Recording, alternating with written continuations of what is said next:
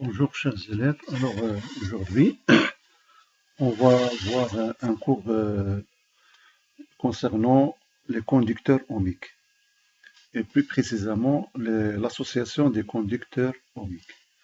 Alors premièrement, qu'est-ce que le conducteur ohmique? Comme vous l'avez vu déjà au collège, donc son symbole il est symbolisé avec un rectangle. Là on met R, c'est la résistance. Et là, les pôles A et B. Donc, dans la convention récepteur, le sens du courant va de A vers B et la tension, c'est dans le sens inverse. Alors, bien sûr, pour savoir ce conducteur ohmique, donc on doit tracer ce qu'on appelle sa caractéristique, c'est-à-dire quelle est la relation qui va lier la tension UAB avec le courant I. Donc, on procède avec ce petit montage-là, le montage donc qui contient un générateur de tension variable. Donc ici, je vais mettre une tension qui est variable. Donc cette tension-là, elle est variable, on note comme ça. Et là, j'ai un milliampère-mètre qui enregistre le courant qui passe dans la résistance. Et là, j'ai un voltmètre qui va enregistrer, bien sûr, qui va mesurer la tension entre A et B.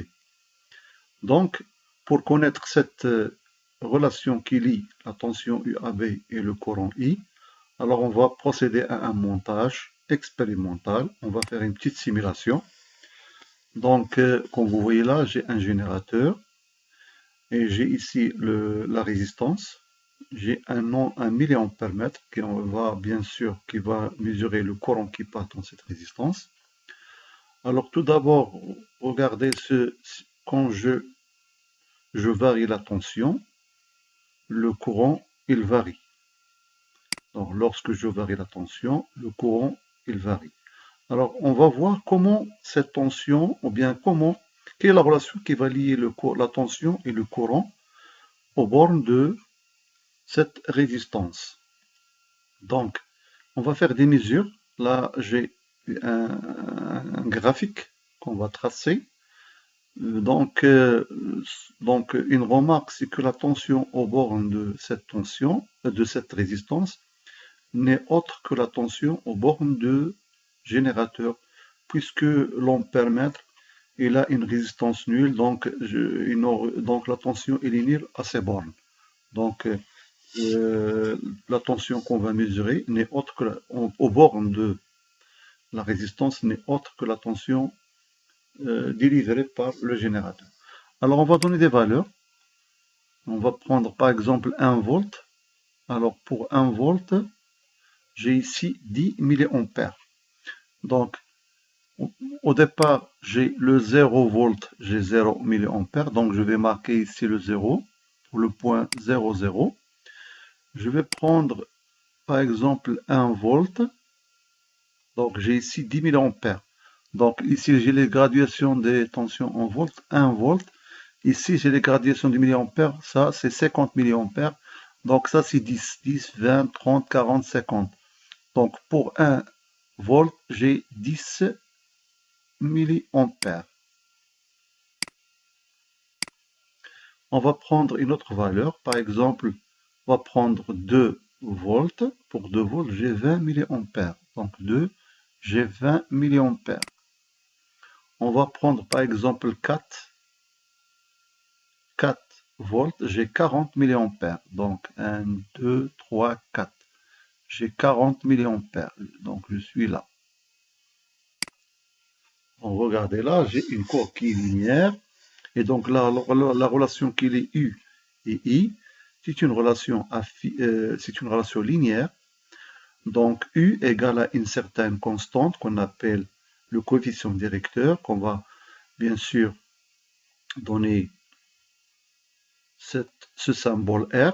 C'est R qui multiplie I. Donc, U égale à R fois I. Alors, si on fait les calculs de la pente, bien sûr, il faut prendre 2 points. Si vous prenez par exemple ici 4 avec 0, 4 moins 0 divisé par 40 moins 0, mais 40 milliampères, il faut multiplier par 10 moins 3, on va trouver que R égale à 100 ohms. Donc, ça, c'est juste pour vous montrer la loi qui existe entre, ou bien la loi qui lie la tension et le courant. On va voir quelle est cette loi. Donc, on l'a déjà vu. Donc, le conducteur ohmique, la loi d'Ohm, ça s'écrit tout simplement UAB égale à RI. U, c'est en volts, R, c'est en ohm, I, c'est en ampères. Donc, ici, la résistance, comme vous l'avez vu tout à l'heure, on peut bien sûr calculer la résistance et la pente de cette courbe. On a pris deux points ici, 10, 0, 10 moins 0 sur 100 moins 0. Attention, 100 mA, il faut la convertir en ampères. Si vous faites le calcul, ça va donner 100 ohms. Donc R, c'est la résistance du dipôle ohmique. Remarque, on peut écrire la loi d'Ohm d'une autre manière. Donc ça, c'est la loi d'Ohm. UAB égale à RI. On peut l'écrire d'une autre façon. Donc, on a UAB égale à RI, donc on peut écrire I égale à UAB divisé par R. Alors, si on pose G, grand G égale à 1 sur R, donc ça va nous donner I égale à UAB qui multiplie G. Voilà une autre façon d'écrire la loi d'Ohm. Donc, c'est-à-dire que I est proportionnel à U, et le coefficient de proportionnalité, c'est ce qu'on appelle la conductance. C'est l'inverse de la résistance. Donc, G est appelé conductance du conducteur ohmique. Son unité, c'est le Siemens. Donc, si vous prenez R en ohm, G, c'est O-1. Le O-1, c'est le Siemens. Donc, et ça veut dire quoi la conductivité? Sa signification physique, tout simplement, c'est la propriété que possède la matière qui constitue le conducteur pour laisser passer le courant électrique. C'est l'inverse de la résistance. La résistance, c'est la propriété de la matière à s'opposer au courant électrique. Donc, dans notre cas, R égale à 100, G égale à 1 sur 100, c'est 0,01 Siemens. Alors, on va voir quelle est la résistance d'un fil conducteur. Ici, j'ai un fil conducteur de longueur L et de section S. Ce fil conducteur, c'est un fil métallique. Sa section, c'est pi r carré. Disons que sa base, c'est comme un disque. Et donc, on définit la résistance d'un fil conducteur par la relation suivante. R égale à une constante qu'on va nommer la résistivité de la matière qui constitue le fil métallique. On va parler de ça. Donc, c'est ρ qui multiplie par L sur S. L, c'est la longueur du fil. S, c'est la section qu'on peut calculer. Bien sûr, en mesurant le rayon du fil, on peut calculer la section. Mais ρ, c'est une donnée qu'on peut trouver dans les tableaux expérimentaux.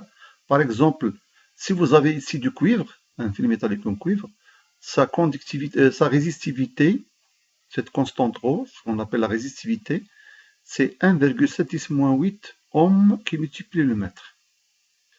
Si vous avez l'aluminium, la résistivité, c'est 2,8-8 ohms fois le mètre.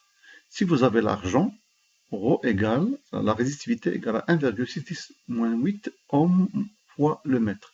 Regardez bien que l'argent possède la plus petite valeur de résistivité. Donc si vous avez la résistivité est faible, donc la résistance sera faible. Et donc d'où l'argent, c'est un très bon conducteur du courant. Il ne va pas s'opposer au courant. Il va s'opposer d'une manière faible par rapport à celle du cuivre. Le cuivre, c'est plus grand que la résistivité est très grande. Mais vu que l'argent est très cher, on utilise souvent le cuivre dans les fils conducteurs. Regardez l'aluminium. L'aluminium possède une résistivité grande par rapport à celle de cuivre. Donc ça, c'est une relation importante. Donc, si vous avez un fil conducteur, vous pouvez calculer sa résistance rien qu'à mesurer sa longueur et bien sûr mesurer le rayon pour calculer la section.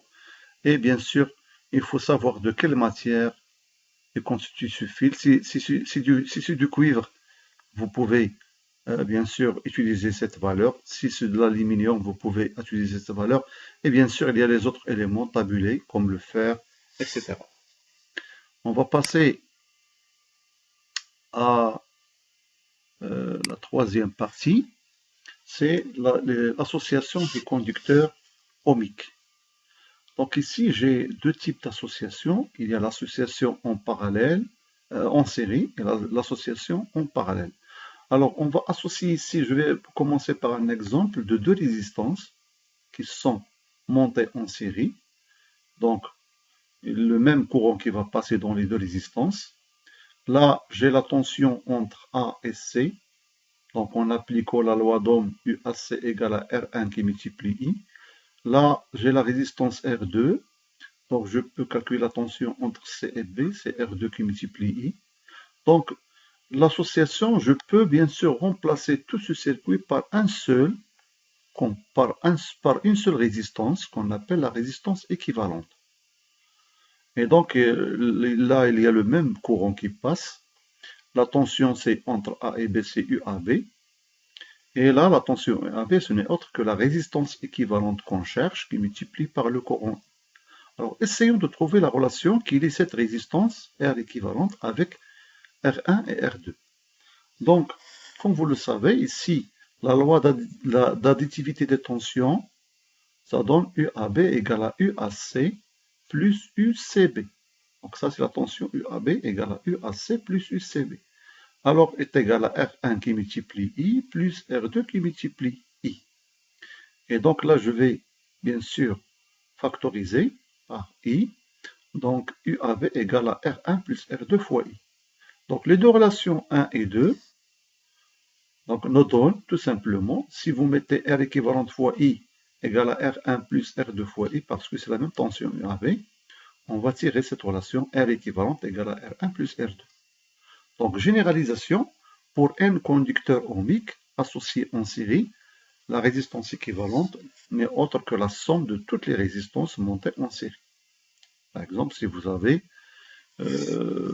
3 ou 4 ou 10 résistances montées en série, là, vous pouvez remplacer tout le montage avec le montage équivalent, c'est-à-dire que de résistance équivalente égale à la somme de toutes les résistances. Pour l'association en parallèle, vous avez ici, on va commencer par un exemple de deux résistances montées en parallèle. Bien sûr, le courant qui va entrer dans ce nœud, il va se répartir ici, la loi des nœuds, en deux courants I1 et I2. Donc les deux résistances, d'accord, ne sont pas passées par le même courant. Alors, je vais bien sûr pouvoir remplacer tout ce montage par un montage équivalent entre les bornes A et B. Et donc, voilà, je vais me poser la question, quelle est cette résistance équivalente? Je vais la chercher, comme j'ai fait ici. D'accord? Alors, cette résistance, donc ici, j'applique les lois qu'on a vues, la loi d'Ohm et la loi, bien sûr, la loi des nœuds. Ici, vous avez la loi d'Ohm, c'est la même tension, ça, ils sont montés en parallèle, donc la tension UAB, c'est R1 qui multiplie I1, et c'est R2 qui multiplie I2. Le courant I est égal à la somme des courants, I1 plus I2, est égal, je vais remplacer ici I1 par UAB divisé par R1, et I2 par UAB divisé par R2. Ici, dans le montage équivalent, c'est très simple, UAB égale à R équivalente fois I. Donc, le courant I égale à UAB divisé par R équivalente. Donc, la relation 1 et 2, donc il s'agit du même courant, donc je peux écrire que UAB divisé par R1, ou bien UAB divisé par R équivalent, égale à UAB divisé par R1 plus UAB divisé par R2, parce qu'il s'agit du même courant. Donc, je peux simplifier par UAB, et je trouve la relation 1 sur R équivalente est égale à 1 sur R1 plus S 1 sur R2. Ici, si vous voulez calculer la résistance équivalente, il suffit de bien sûr d'effectuer le calcul. Donc, ça va donner R1 qui multiplie R2 sur R1 plus R2. Donc ça, c'est une opération mathématique très simple. Donc, pour deux résistances, c'est très simple. Monter en série, on peut calculer la résistance équivalente en appliquant cette formule-là. R1 qui multiplie R2 sur la somme. Pour N résistances montées en parallèle, ça veut dire, c'est-à-dire si vous avez 3 ou 4 ou 10 ou N résistances montées en parallèle, la formule qu'on se souvient toujours, c'est celle-là. 1 sur R équivalente est égal à sigma des 1 sur R. Et non pas celle-là, ça concerne deux résistances montées en parallèle. D'accord? Mais là, si vous avez 3 ou 4 ou 5, c'est mieux de se souvenir de cette relation-là. Donc on passe à la dernière partie de ce cours, c'est l'association donc c'est l'utilisation des conducteurs ohmiques. Alors, bon, les conducteurs ohmiques ont plusieurs utilisations. On les utilise donc pour protéger nos circuits, donc dans les chauffages électriques, etc. Mais au laboratoire, souvent, on utilise ce qu'on appelle un diviseur de tension. Ou bien en électricité, on utilise ce qu'on appelle un diviseur de tension. Donc, quel est l'objectif de cette partie? Parfois, on est dans un labo, mais on a par exemple un générateur de 12 volts, et nous ne voulons que 3 volts. Alors là, comment peut-on fabriquer une tension de 3 volts à partir d'un générateur de tension 12 volts, par exemple? Donc on procède de la manière suivante. On a deux façons de manipuler.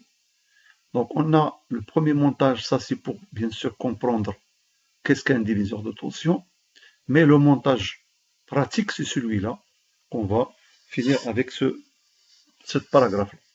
Alors le premier montage, on a pris un générateur qui va nous donner une tension UAB. Donc bien sûr c'est quoi un diviseur de tension? Un diviseur de tension c'est un montage électrique qui permet d'obtenir une tension, ce qu'on appelle la tension de sortie, qui est bien sûr proportionnelle à une autre tension qu'on appelle la tension d'entrée.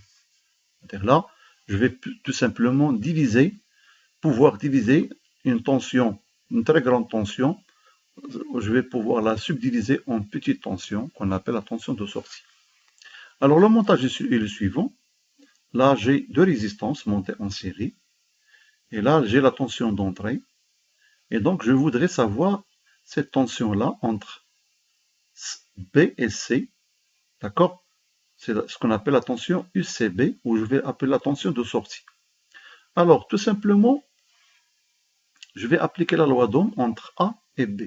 Entre A et B. Alors, entre A et B, les résistances sont en série. Donc la loi d'Ohm, ça va donner UAB égale à R1 plus R2 fois I. UAB égale à R1 plus R2 fois I. Donc je peux tirer le courant I. Ici, ça va donner UAB divisé par R1 plus R2. La loi d'Ohm entre B et C. J'ai UCB égale à R2 qui multiplie I. D'accord? Donc, je vais prendre cette relation-là, I, qui est égale à UAB divisé par R1 plus R2, et je vais la remplacer dans la deuxième relation. Donc là, j'ai bien sûr, ça c'est la relation 1, et ça c'est la relation 2. D'accord?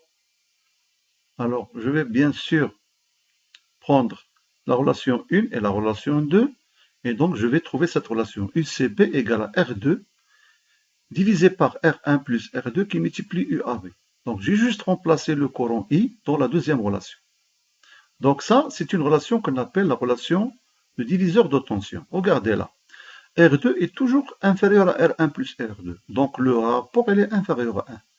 Et donc dans ce cas, la tension UCB sera inférieure à UAB. Donc là, et bien sûr, elle est supérieure à 0. Donc là, à travers, bien sûr, à partir d'un générateur de tension d'entrée très grande, j'ai pu faire sortir une tension petite, UCB, d'accord, qui est égale à US, d'où l'appellation diviseur de tension. Mais le problème de ce montage, c'est que je vais obtenir une tension constante. Moi, donc si je veux une autre tension, il suffit donc de jouer sur la résistance. À chaque fois, il faut remplacer cette résistance-là, R2. Donc là, on a pensé à un autre montage, d'accord, qui est ce qu'on appelle, qui est un montage le plus pratique, alors qui utilise ce qu'on appelle un rhéostat.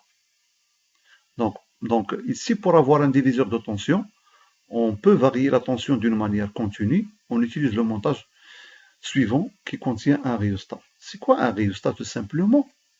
c'est une résistance. Donc, c'est une résistance, bien sûr, qui varie, qui peut varier à travers un curseur, qu'on peut faire varier à travers un curseur. Je vais vous montrer ici. Voilà, j'ai ici un rhéostat, il est composé, il possède trois bornes. J'ai ici la borne P, la borne N et la borne C. Regardez, la borne C, est liée à ce curseur-là. Par exemple, si je veux savoir quelle est la... Ici, vous avez bien sûr un fil conducteur de longueur L. Il est bien sûr bobiné, d'accord, autour d'un isolant. Et ce fil-là, il a une certaine longueur. On sait bien que la résistivité d'un fil, c'est ρL sur S. Donc, si je fais augmenter la longueur du fil, je fais augmenter la résistivité. Et par conséquent, je fais augmenter la résistance. Donc, bien sûr, je vais, par exemple, si je prends les bornes P et N, et je veux mesurer la résistance de tout ce fil-là. Donc, les bornes P et N, regardez, la résistance égale à 100 ohms. Ça, c'est la résistance totale de ce rhéostat-là, parce que j'ai pris les bornes P et N. Donc, le curseur, ça ne marche pas. D'accord? Le C n'est pas bien sûr branché, donc je prends tous les bornes, donc tout le fil qui est entre les deux bornes de ce rhéostat-là. Donc là, c'est la résistance de rhéostat. Si je prends par exemple juste une partie de ce fil-là, entre par exemple P et C. Voilà, entre P et C. Donc entre P et C, c'est comme si j'ai une résistance tenant compte de cette partie-là. D'accord? Donc là, j'ai juste cette partie qui est connectée. Alors là, cette partie n'est pas connectée. Donc la longueur du fil n'est pas totale, c'est une petite longueur. La longueur, elle est inférieure à celle de la longueur du fil total de rhéostat. Donc là, j'ai une résistance qui est un peu faible, 56 ohms. Et bien sûr, si je mesure entre C et N, ça va donner le 44, plus 56, ça va donner 44, ça va donner 100. Si je prends entre C et N, on va trouver 44, parce que la somme des résistances entre C et N et C et P est égale à la résistance totale. Donc, Pn, on va bien sûr, on va les noter, nous, A et B. Donc, revenons au cours. Ici, comme vous voyez là, donc ici, vous avez le rhéostat total, il admet une résistance RAB qui est égale à la résistance entre A et C. Ça, c'est le curseur qu'on peut déplacer, bien sûr. Donc, la résistance entre A et C, plus la résistance entre C et B. Donc ça, et la résistance totale, bien sûr, elle est constante. Donc, la tension UCB n'est autre que la résistance. C'est comme si vous avez ici deux résistances. Une résistance entre A et C et une résistance entre C et B. C'est comme dans le premier cas. Donc la tension, la relation ne va pas va rester la même. La tension entre C et B, c'est RCB divisé par la somme des deux résistances, RAC plus RCB. Or, la résistance RAC plus RCB, c'est la résistance RAB. D'accord? Donc, l'objectif de ce montage, c'est bien sûr d'avoir une gamme étendue de tension. C'est-à-dire, je peux déplacer le curseur, d'accord? En déplaçant le curseur, on fait varier la résistance RCB et par suite, on fait varier la tension UCB. Voilà. Donc, c'est fini pour ce cours-là. À la prochaine. On va faire des exercices d'application pour la prochaine séance, Inch'Allah.